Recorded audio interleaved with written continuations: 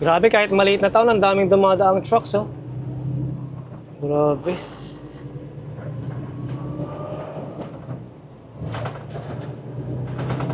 Bagay, US highway naman to. Ang haba ng overhang ng flatbed na to, oh. Iyan. Pag ganyan yung load mo, man, nag-shift. Lapitan nga natin. Ganyan yung load niya. Ang bilis niya, parang ayaw magpakita ng ano. Ayaw magpahabol. Ang haba ng overhang niya, oh. Oh, alam ko na. No, kahit hindi ako flatbed driver, alam ko kung bakit nasa kanan yung overhang. Kasi, shoulder lang naman yung nasa kanan, no? Dahil kung yan, nilagay niya sa bandang gitna, yung kahoy na yan, di both sides meron siyang overhang, di ba? Delikado sa mga left laners na kotse. At least, kung nasa kanan lang, shoulder lang naman yung nasa kanan. Galing, ha? Galing na nag-load niyan, ha?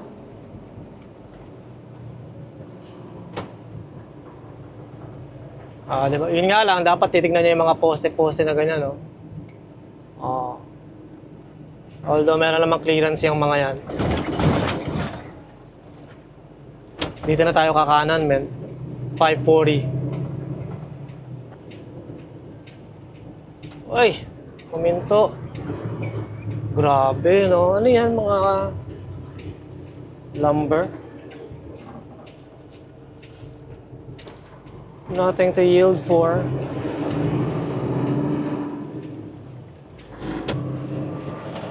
Sandersville ay 29 miles. So, mga kalahating oras nandun na tayo. Unahan ko nga to. Subukan kong unahan, ano? Bilis niya, oh. Grabe. Pero ang ganda ng tanawin, no? Parang probinsya talaga. Subukan natin unahan to. Kasi baka mamaya bumagsak sa atin yan, no? Hindi naman mangyayari yun. Napakalabang mangyayari, no? Pero hindi mo alam yung disgrasya, eh. Ang bilis! 65 lang yung limit, naka 70 siya. O 71. Ito, medyo bumabagal siya. Kasi pababa. Ang bilis mo, boy! Paunahin mo na ako.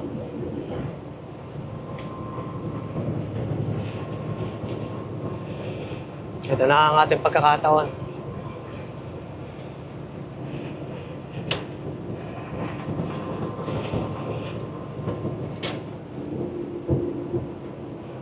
Pagkaganyang kurbada, hayaan mo lang munang matapos yung kurbada bago ka mag-passing. Oh, city driver.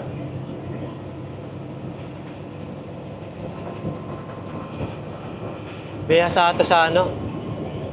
Sa pag-strap, sa pag-secure ng load. Kasi city driver, eh. Maya't maya ang pag-loading, pag-unloading niya.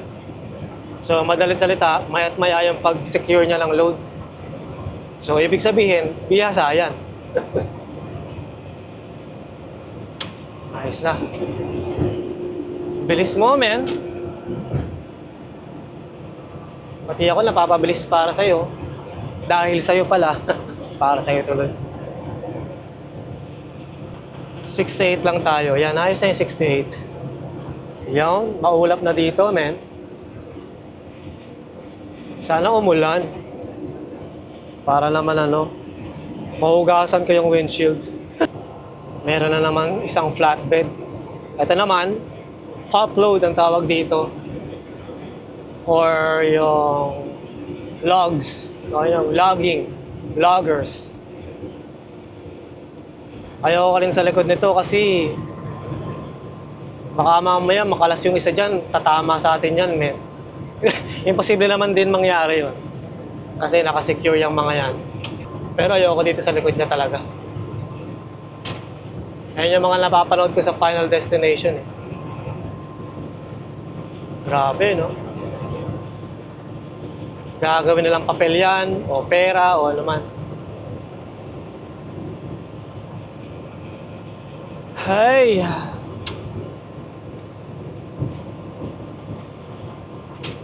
Ang hirap yata i-unload ng ganun.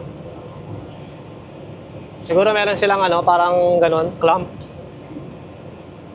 Meron sigurong clamps yan para tanggalin. O kaya tumataas yung trailer ng pa ganun, tapos gugulong na lang paatras. Ewan ko, paano na ina-unload yan? Hindi naman din pwedeng mano-mano, no? Ano yan? Superman? May roundabout ah. Looking right, left, no train. Diretso tayo.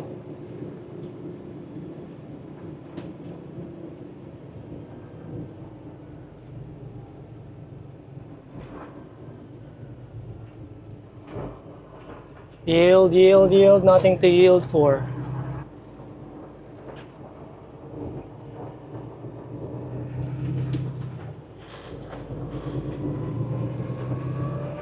Ayos na.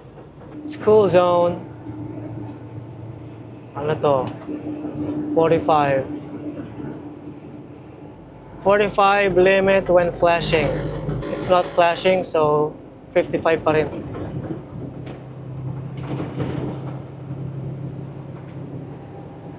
Deep Step Road. Isa na tayo, man.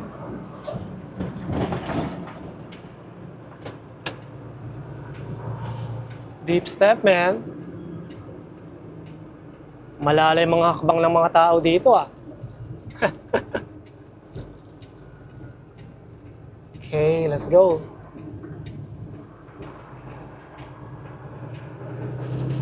Siguro mga 3 beses na ako nagpunta rito sa customer na to. Ay. Ito, pang-4 na beses na to. So, sa inyong lahat na nanonood ng video na to, welcome to Sandersville, Georgia, man. Tagong-tago, no? Ano to? 45? 55. Okay.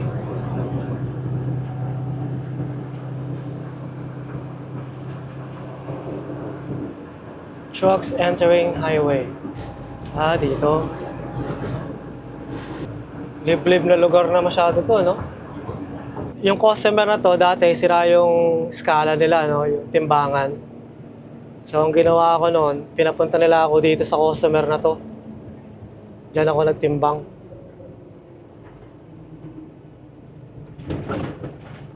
Dito.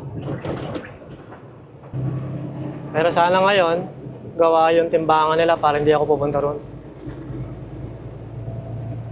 Malapit lang naman. Ito na yung customer. Kanan na tayo dito, men. Philly. Okay, ganda ng mga puno, no? Grabe.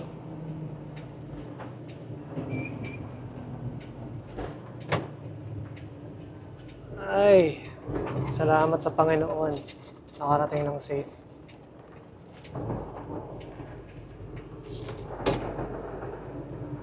Diretso na tayo sa timbangan. Dati may na-stock na truck dito eh. Tirahin natin yan.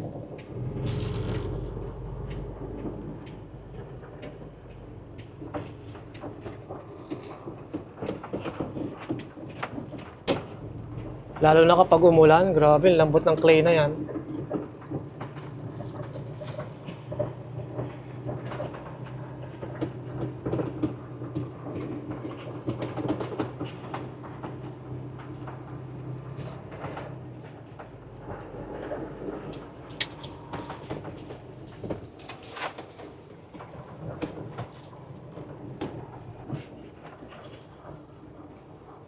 Ay, puti, kinunahan pa ako dito.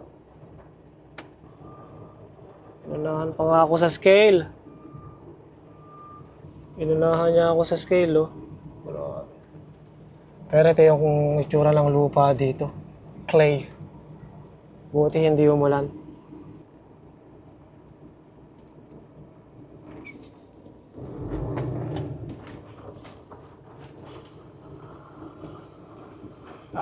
Atras pa ako nito.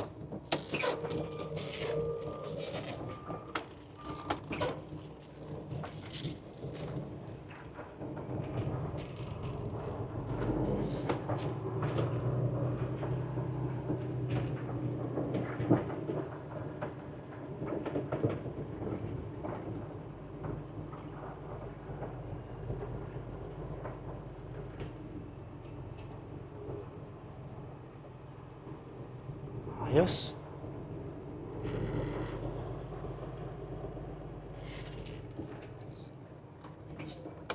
Ayos na, nakatimbang na tayo, men.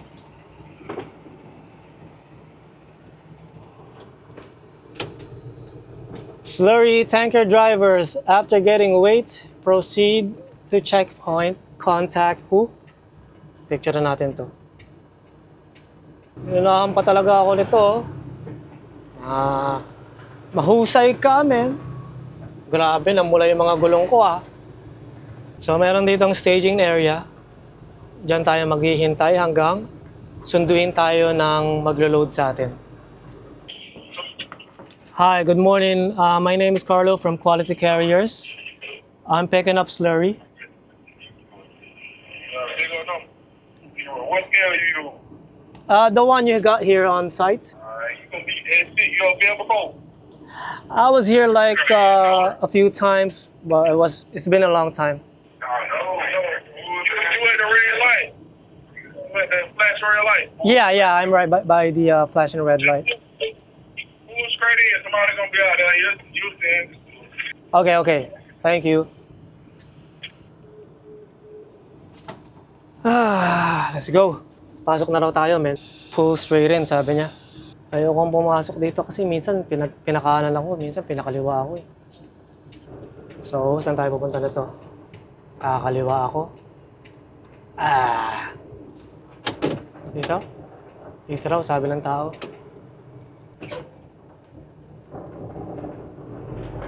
I see you, dog. I see you.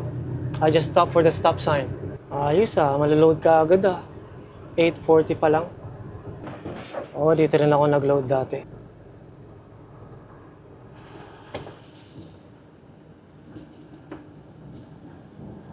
Is that good?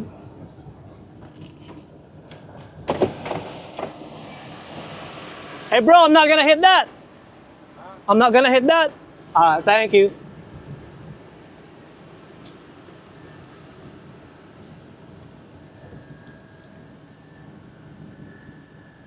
Ano? Sige pa. Oops. Ayos na. Loading time.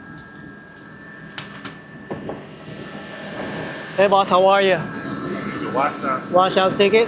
I click your airline out. Sure.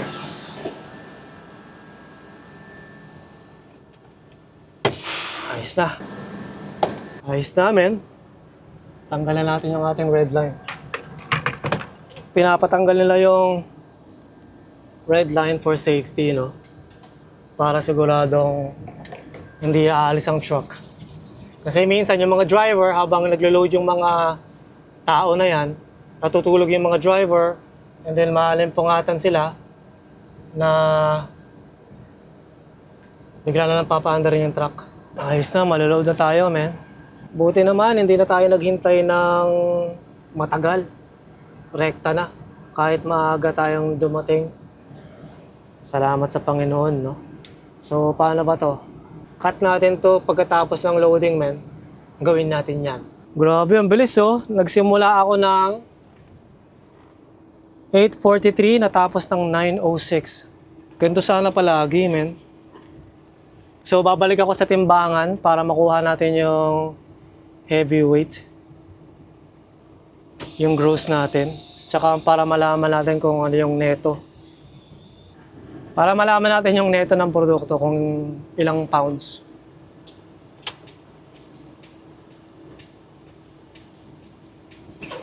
Looking left and right. All clear. Gaan lang natin Tingnan natin. So yung ating light weight or tear na tinatawag ay 34,000 ba? Parang ganon. Tama ba? Tingnan ko nga. Oo, tama. 34,000. Stop sign. There's a train but it's not moving, so it's safe to proceed, man.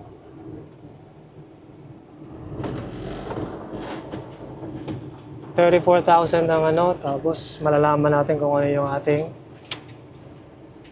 gross. Okay, looking left and right. Safe to proceed, man. Titimbang tayo tapos babalik tayo sa spot na yon kung saan tayo nag-loading para hintayin yung ating mga dokumento. Kalakalaali, abe. 10 miles per hour lang dito. Kanina pa naghihintay itong truck na to. Pwede pala matulog dito. Lahat pala dyan ako natulog para meron akong 11-hour drive. 11-hour driving time. Nabawasan tuloy ako ng mahigit 2 oras. Hindi ko kasi sigurado kung pwede matulog doon. Baka bawal. Kaya kahit dito lang tulog ka dyan sa gilid. So ito na yung ating timbangan. Hindi tayo kakanan dito sa unang driveway. Doon tayo sa pangalawa. Kasi masyadong tight kapag kumanan tayo dito. Ayan mayroong sign na bawal kumanan.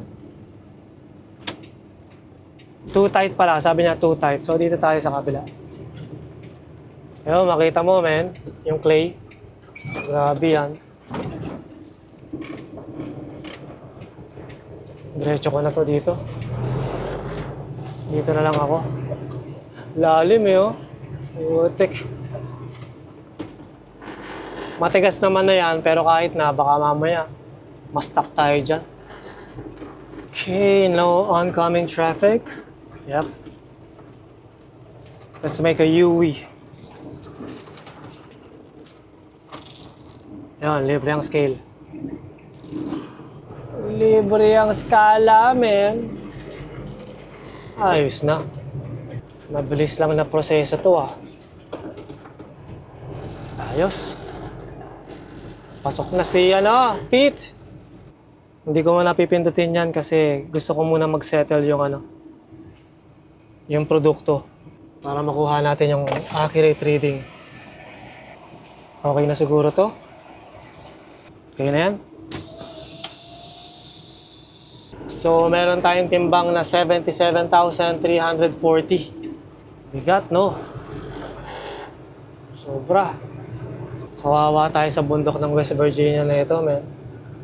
Balik-balik Dapat kasi may telepono sila doon para itatawag mo na lang. Ayaw nga, pwede ko yan tawagan yung number ulit. Naku po. Pwede. Sinenyasan tayo.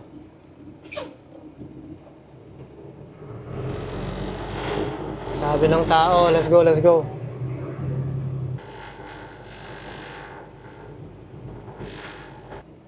Nako, hindi ako kasya dito Ako, tinamaan na niya. Hey boss, here's my scale. 77,380. I don't know if you got enough room to get by. You think you got enough room to get by? I don't think so. No, did I? You might have a bad day. Am I allowed to? Go to that parking lot. Am I allowed to? Okay. You got the weight? You got the weight?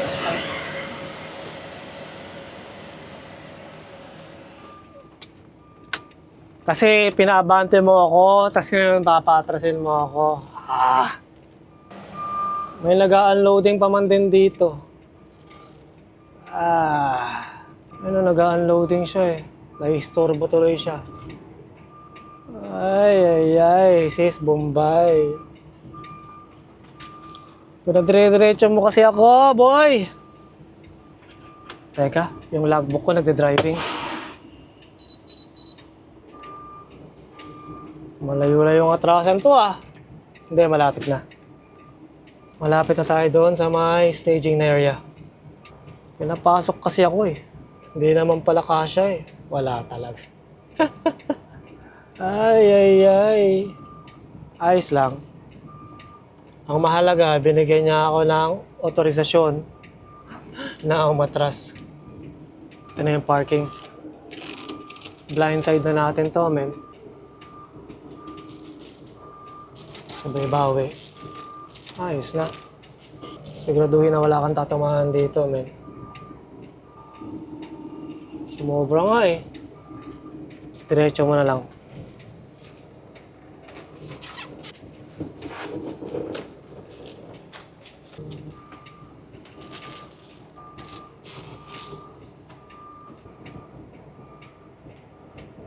Ayos na yan, men. Hindi naman tayo magtatagal dito. Hihintayin lang naman natin yung papeles.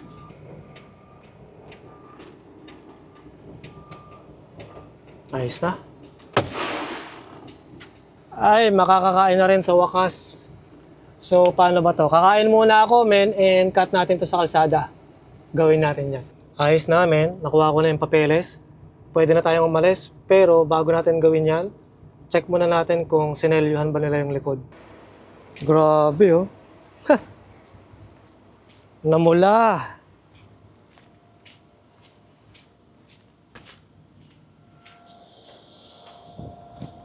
Ayos, meron tayong selyo. Ayos na. Pwede na tayong lumarga. So, double check natin ang lahat-lahat.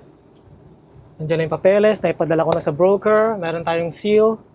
Meron ding seal sa taas, tinignan ko na. So, test our brakes. Ano pa ba? Ayos na tayo dito, men. 77,000 pounds. So, yung neto ng ating produkto ay 43,040 pounds. Bigat, no? Grabe. Pero ganun pa man, ayos lang. Kasi ganun naman talaga yung usual na bigat natin, no? Ayos na. Ay, init ah. Grabe. Slow down, merong incoming truck. Magtitimbang sigurado to.